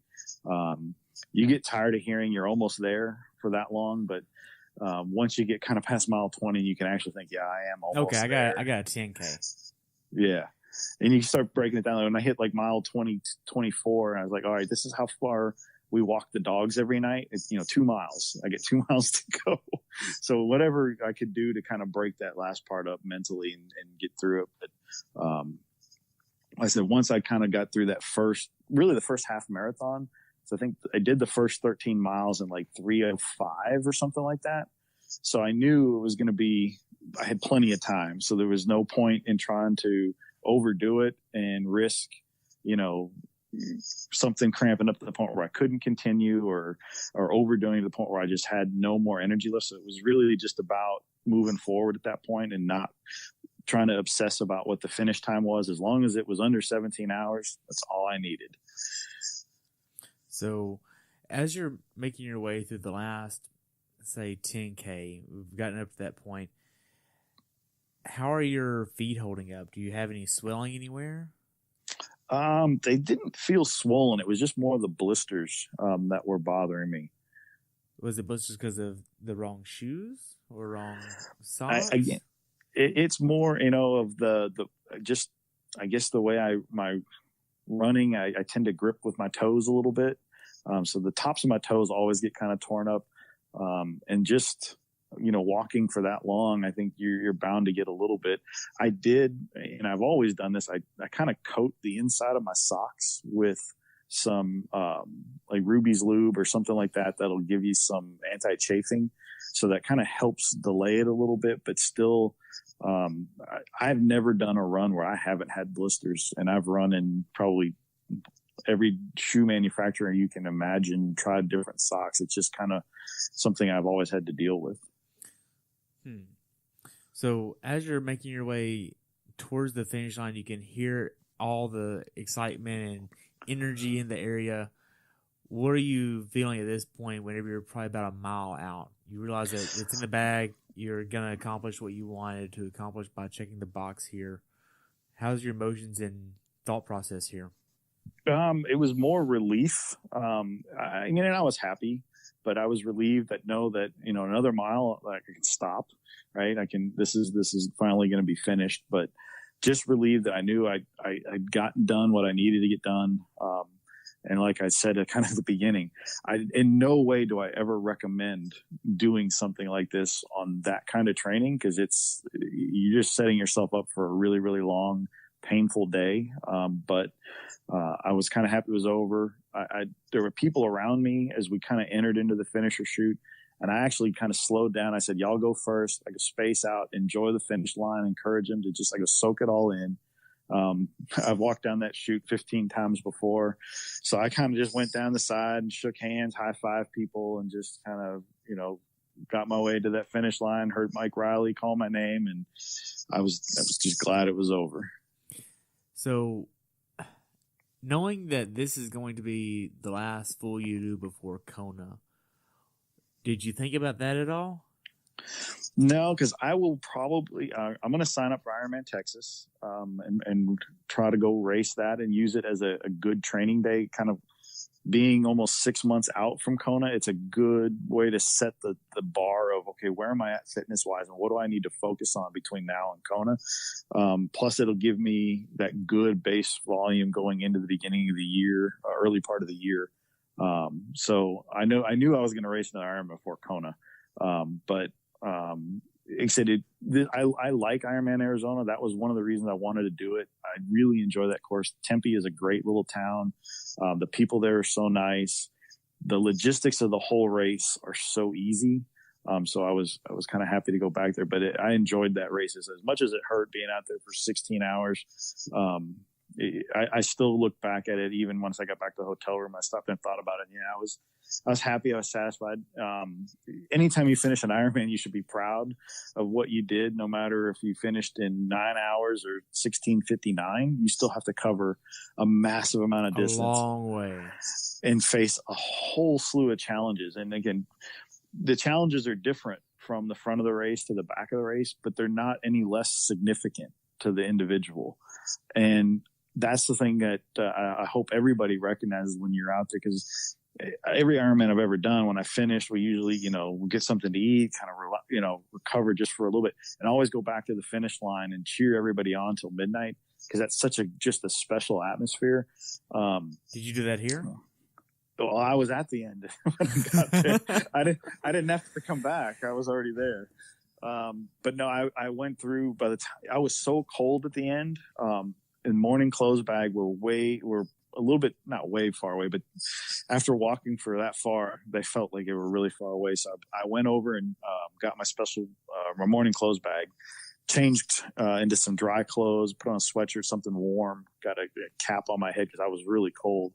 And as I was going back to the finish line, I saw my friends.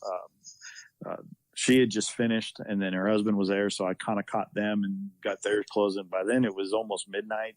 We kind of walked by the finish line as we were headed back to the hotels. So I didn't get to come back and really celebrate the last few finishers, but I was so depleted at that point. I really just wanted to get a shower and lay down. Those were kind of the top two priorities at that point. Wow. So I know this is only just a few days after the race, but how was your recovery process? It was pretty good. Now, I was pretty sore Monday morning. My quads were really, really tight. My calves were tight. The blisters were probably still the most annoying thing. Trying to walk, those hurt the worst. I spent some time Monday, took a nice long hot shower at the hotel, stretched out a lot, kept doing that because I flew back on Monday. So I tried to stretch as much as I could. So you Monday flew morning. out the day after Ironman. Yeah. Good or bad idea? It's not the best. It's only a 2 hour and 20-minute flight back to Houston, so it's not terrible. Ideally, I would probably, usually when I've raced, I've always stayed till the Tuesday after, or the second day. I usually don't come back the day after the race. I did Ironman Florida one year where we raced on Saturday and we jumped in the truck and drove back Sunday morning, and it's like a 10-hour drive. That was way worse than getting on a plane for 2 hours. So I would recommend taking that full day after at the race. There's still quite a bit of stuff going on. They had the athlete breakfast in the morning. They had the finisher expo going on. So you went and bought a finisher jacket? No, I have so many finisher jackets from other races, and I live in South Texas. I never get to wear them. So I was like, I'm not spending money on jacket. I bought a t-shirt. That was my investment in the finisher expo this year. So I got off on the inexpensive side of the finisher expo. But no, there's enough stuff going on, and to kind of hang out at the race site one more day is usually pretty nice. But I wanted to get home, so my wife didn't travel with me this time, and being Thanksgiving week, she's off of work this week too, so it's just nice to be home and have most of the week together where we can just relax and hang out with the dogs, and we'll go see some family on Thanksgiving. So there really wasn't a need for me to stay another day in Arizona. Right. So what's something that you learned from this race experience that you would want to pass on to someone who hasn't done this specific race before? Well, for this specific race, I think the being more prepared for the condition of the road coming into transition, and just don't underestimate the wind conditions on the bike. Even though I haven't done this race before, I didn't give that enough thought in my preparation, so it did kind of catch me a little off guard when I started the bike. But coming into this race, for somebody who hasn't done it before, I think you're going to have to be prepared for, if it's a November race, it's probably going to be a chilly morning, and it's going to get warm in the afternoon. It may not get hot like if you live somewhere like we do where it's hot and humid, but that sun is hotter than you think it is. Even though the air temperature could be 60 degrees, that sun beating on you, it still feels pretty warm. So that's something to be prepared for. And just how dry the air is. Bring put chapstick in your special needs bag, because you'd be surprised what a difference that can make if you can put something like that on and just make yourself a little bit more comfortable for the run than not having it. You didn't get any chapstick from somebody standing on the side of the road, did you? No, I did not. I had one in my special needs bag, and they actually had a box of them in transition. They're all brand new. I checked first.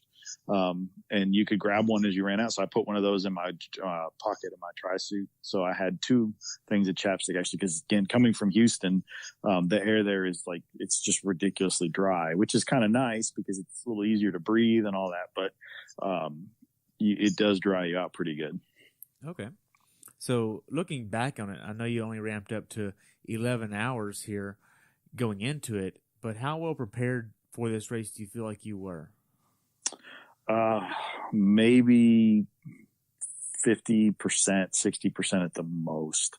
So you really attribute a lot of your preparedness to the mental game and having previous experience? Yeah, and like I said, I've done an Ironman race every year, sometimes more than one a year for the last 8 years or so. So having all that base fitness built up, I think carries over to some point. So one, having a little bit of that, plus just mentally knowing what I was going to have to deal with, because I've done the race so many times that I was able to, like I said, use the mental part of it to know I can get through it. with just the right amount of training on the minimal side that I could go finish it.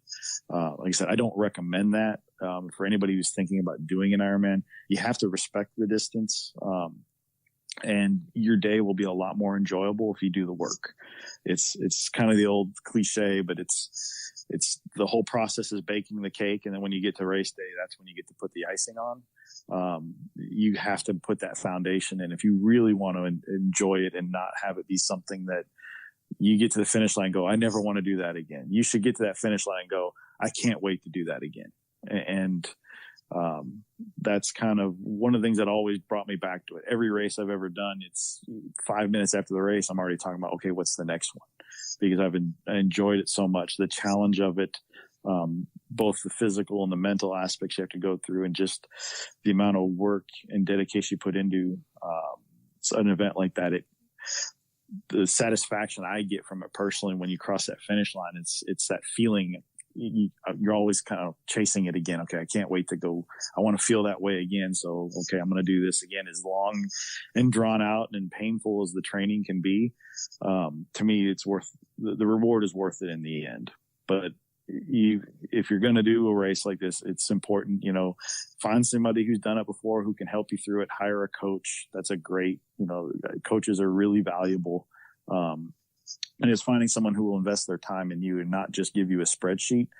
That way you can get some feedback. Well, what works, what doesn't work? Because if you're just looking at a canned training program, one size does not fit all when you're trying to train for one of these races. So it's important to get some good advice and get good help from the right people.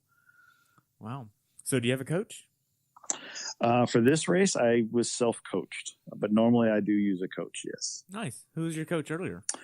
I've used a few different ones over the years. I've worked with Scott Horns with BSR. My friend Matt Chauvin coached me for a while. Walt Yarrow coached me for a while. And then most recently I was working with Coach Muddy Waters out of California, and I will be working with him again for my Kona plan. Nice. I don't know Muddy. Yeah, Muddy is a great guy. He's very similar to, I think, what you see with some of the BSR coaches and even like Chris McDonald. He's very personally invested in you, cares about you, and you're going to get a lot of feedback. You're going to talk about what your workouts are like, what's working, what's not working, what you feel your strengths or weaknesses are at different points of your training plan. So that way he can kind of custom tailor it. And then just always being there for that kind of mental encouragement and pick me ups. Every time I get off the phone with Muddy, it's all right. I'm fired up and ready to go train. Even if it's just like that whatever it is on your training plan you've been dreading, I'll talk to him and just like, all right, I'm gonna go tackle this. He's got that motivating kind of skill. And Chris McDonald's the same way. Every time I talk to Chris, I just want to go race again. So those guys, but it's finding those kind of people in the community, and they're out there. I mean, you don't have to have a real, big name pro as a coach. You just got to find the right people that work with you and understand you and your personality, and you get along so that you can have that open dialogue. Because, like I said, a coaching plan is not a one-way street, in my opinion. Right. So for first timers that are doing this race next year, what advice would you give them? So be prepared for, like I said, the cold in the morning, but also be prepared that they may not straighten out the issues with the swim start. So think about your day potentially starting later than you thought it would. How do you space out your morning nutrition maybe to be prepared for that delay at the start? And once after that, like I said, you're pretty much rolling. Your plan should be able to be executed from there. But I think you just kind of have to be able to anticipate those types of things going into it. There's always going to be something happening in a race that you didn't expect. So you have to just know there's going to be one of those. And when I get to it, I'll deal with it. But knowing in advance that, hey, the swim start could be, 35, 40 minutes before you enter the water than you thought, maybe bring an extra gel, bring a bottle of Gatorade with you, just something to help keep your calories topped off before you enter that water. If it's particularly cold in the morning, maybe even bring a throwaway blanket or get one of those Mylar blankets to kind of keep yourself warm So you're not standing around for an hour freezing before you enter the water. Right. And bring earplugs. And bring earplugs. And most importantly, train for it, right? Don't do what I just did. Right. Don't do that. So what about I know we didn't really mention this at all, but in transition, did they have gallons of water like normal races do? Mm-hmm. Yeah, they had water in T1 and T2. They had gallon jugs of water. You could if you had a water ball in your bag, you could fill it up. They had cups if you just wanted a cup of water. The volunteers are always awesome, right? But you get in the change, they'll bring you anything. You're like, hey, can you get me a cup of water? Yeah, they'll get you water. They were passing out chips in T2. They were bringing people coffee in T1 because it was so cold. They were bringing people hot cups of coffee to try to warm them up before they got out on the bike. So they did a great job with the support side of things from the volunteers and having everything available. They had chicken broth out on the run course after it got dark. I mean, that's another great little pick me up kind of thing because it's warm, it's salty. You actually feel like you're eating some kind of food. So that was another thing that I kind of enjoyed on the last part of that run is, warm chicken broth on a cold, long walk like that was something nice. Okay. So just to give you a heads up, at Kona, they don't have gallons of water in transition. So you need to prepare for that. Yeah. And like I said, for me, normally I have all my liquids already on my bike. And then I usually have some nutrition in my T1 and T2 bag. So I would just bring a bottle of water, or something with me that I could have available to wash that down. But usually I already have everything fixed on that bike. Okay. So we already know you're doing Kona next year, maybe Texas as well. What else is on your to-do list for next year, or what are you ready for? So like I said, now it's kind of getting back into, it's finding the routine. I'll probably try to race a couple of half marathons here in the spring. Not necessarily race for time, but just getting back to running more frequently. Use those as kind of good motivating blocks. The nice thing about South Texas, there's like a half marathon every weekend down here between now and, St. Patrick's Day.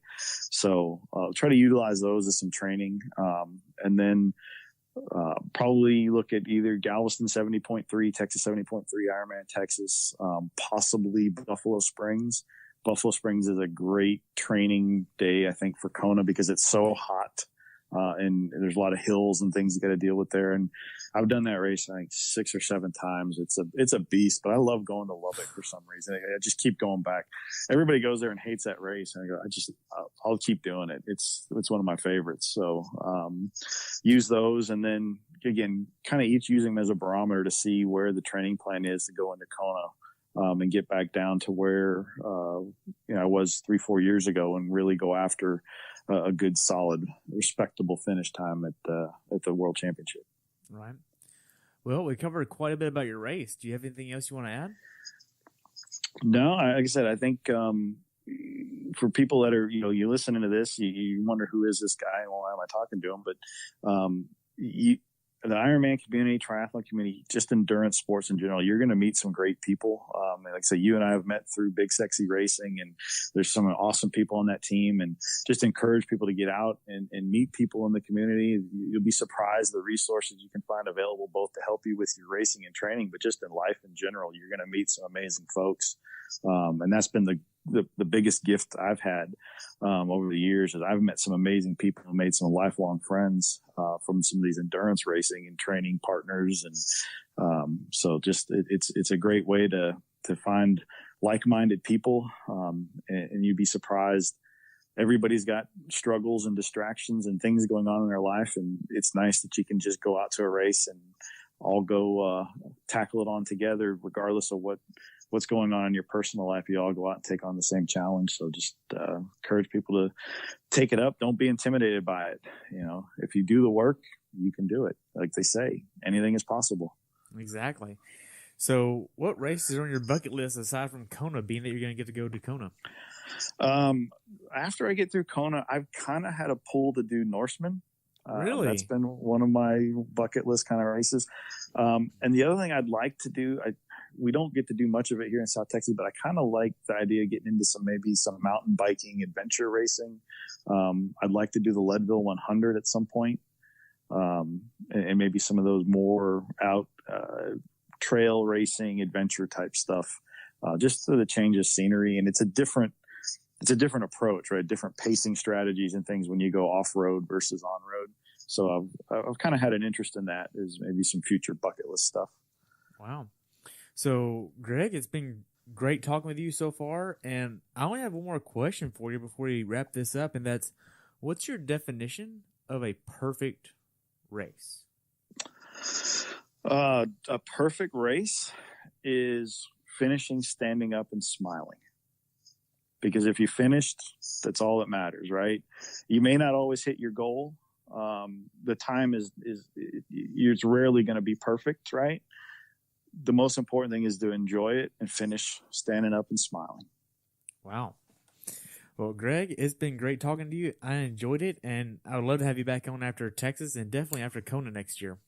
Yeah, I'd be more than happy to do it. I really enjoyed the conversation. Appreciate you inviting me to do this. It's the first time I've ever done one of these, but I really appreciate you being interested in my perspective of what was a very, very long day and a long journey for Ironman Arizona.